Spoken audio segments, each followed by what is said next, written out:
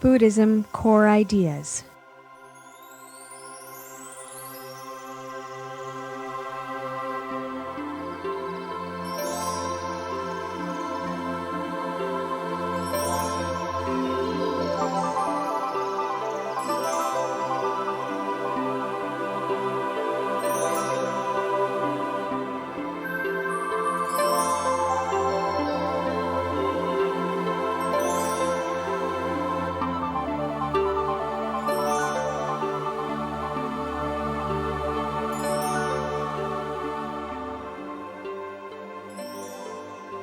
Chapter 1. Cause and Effect.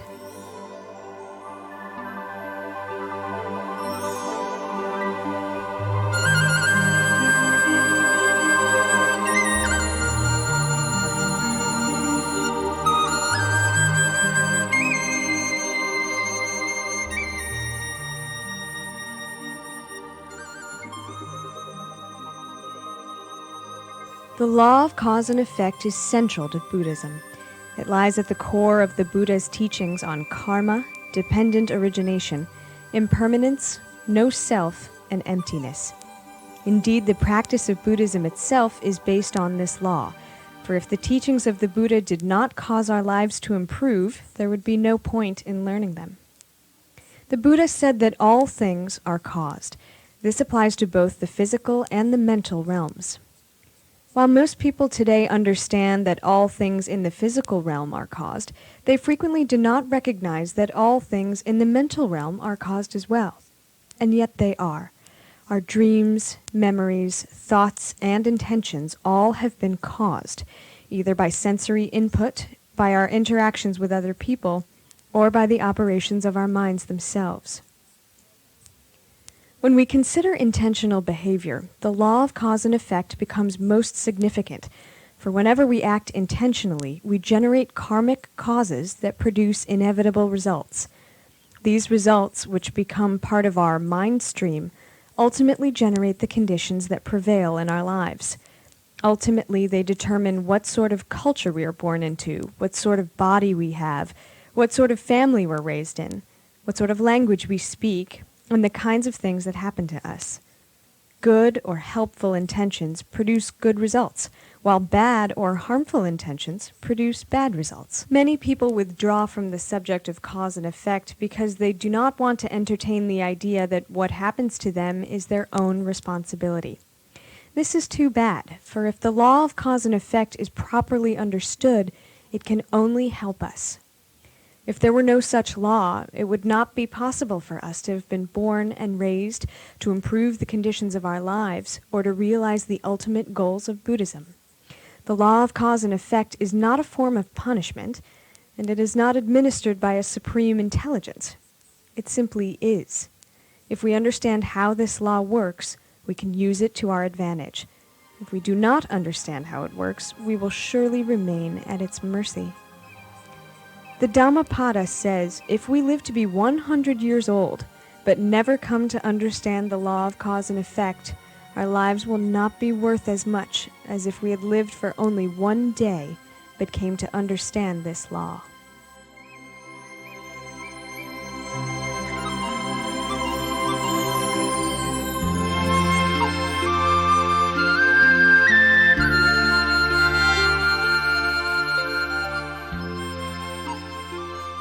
Incorrect views on cause and effect.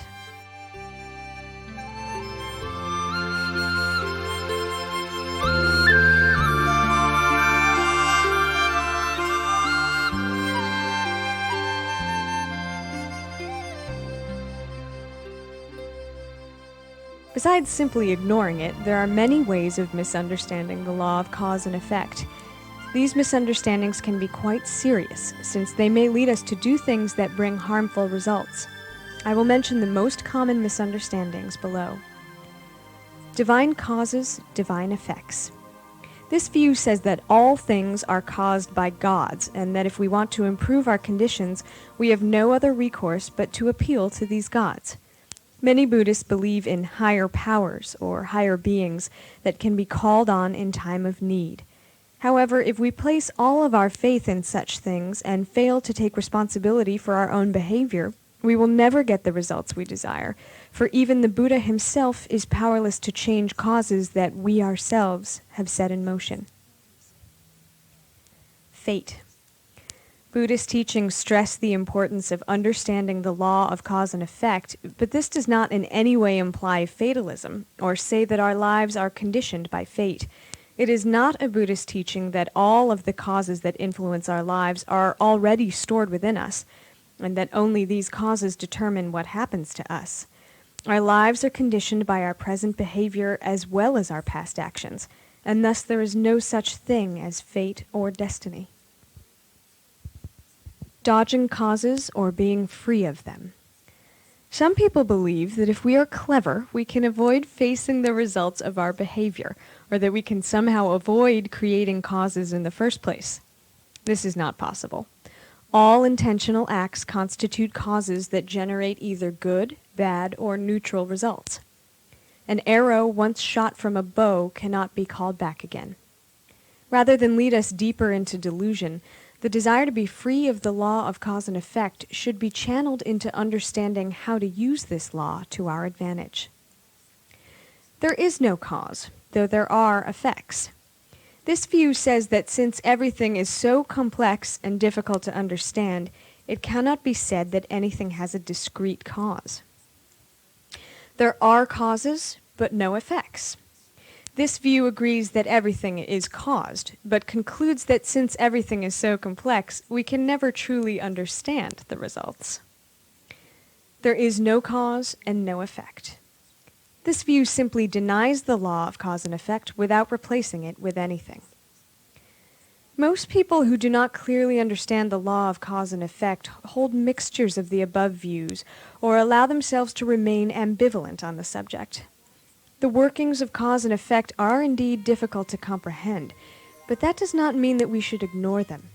Rather than be daunted by this complexity, it would be better if we were humbled by it, and in this humility realized that even we ourselves have come into being and continue to exist only due to a vast network of causes and conditions.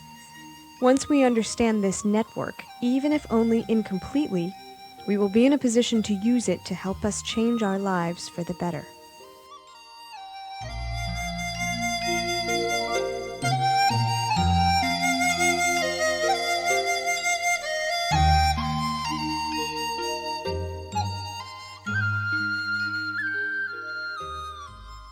Buddhist views on cause and effect.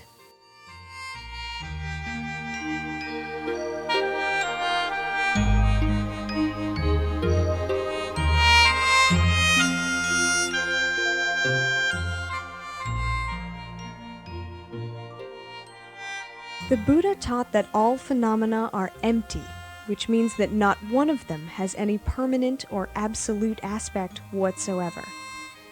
One way of understanding emptiness is to consider that all things are caused or supported by other things. Our bodies, for example, were caused by our parents and are supported by food grown by others. This food, in turn, depends on sunlight, water, soil, and so forth.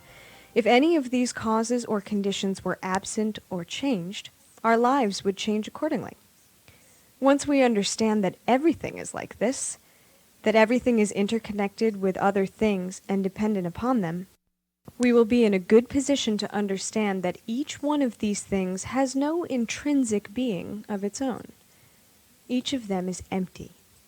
When the concept of emptiness is related to the principle of cause and effect like this, we can see that emptiness does not mean nothingness or non-existence.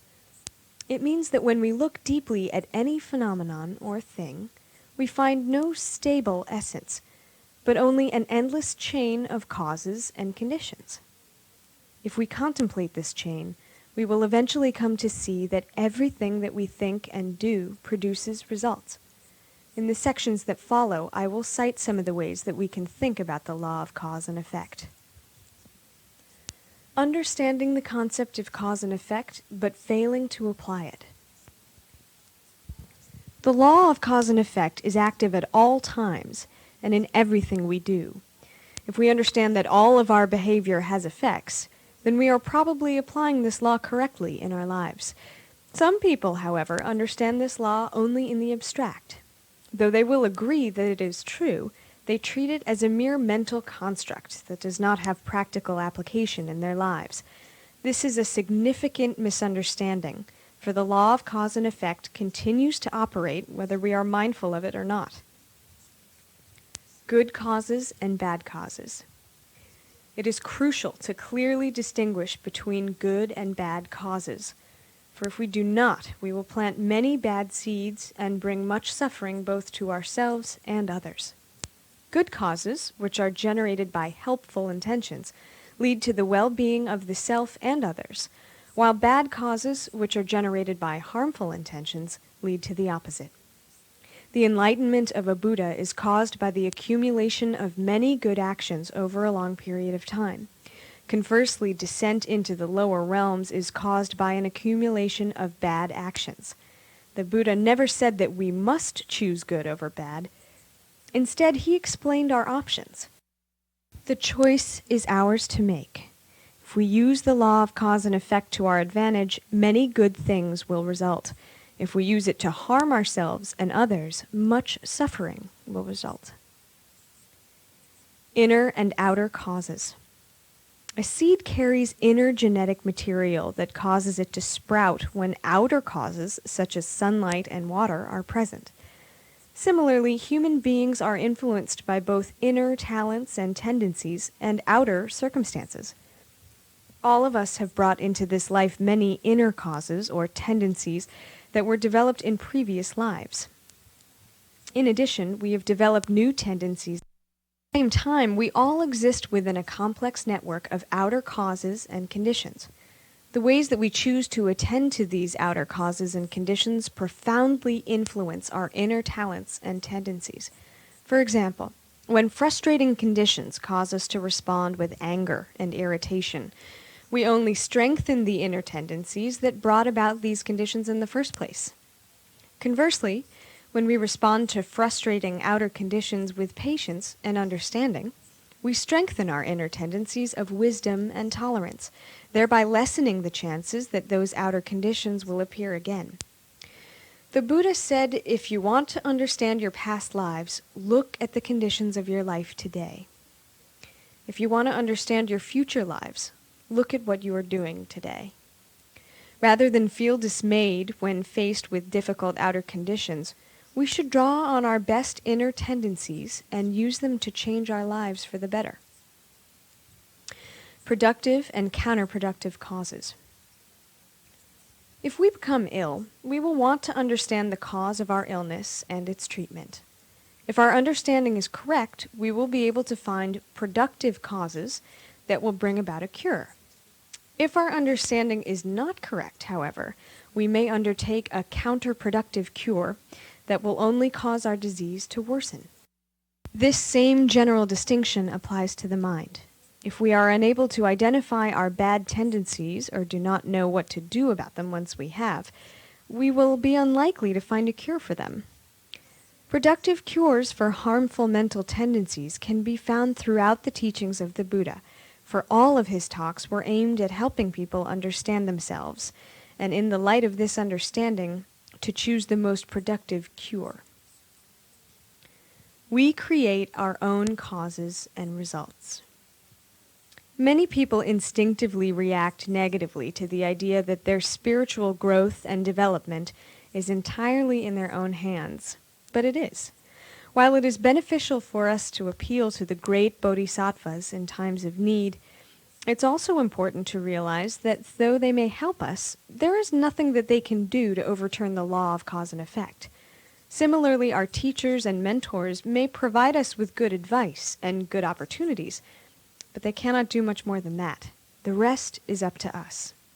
If we do not follow their advice or put their teachings into practice, we will fail to generate the kinds of causes that lead to spiritual growth. People often react negatively to the law of cause and effect because it feels like a trap or a punishment. Rather than use this law to overcome their problems, they attempt to ignore it. Ignoring the law of cause and effect may give rise to a temporary, muddled state of pleasure, but it will never produce the lasting joy that comes from understanding how our thoughts and deeds lead to inevitable results. The Buddha did not create the law of cause and effect. He simply taught how it operates. It is one of the deepest conditions of our lives. The three poisons that give rise to all delusion are greed, anger, and ignorance. Ignorance of this law results only in an increase and continuation of delusion, while understanding it and knowing how to use it will result ultimately in our enlightenment.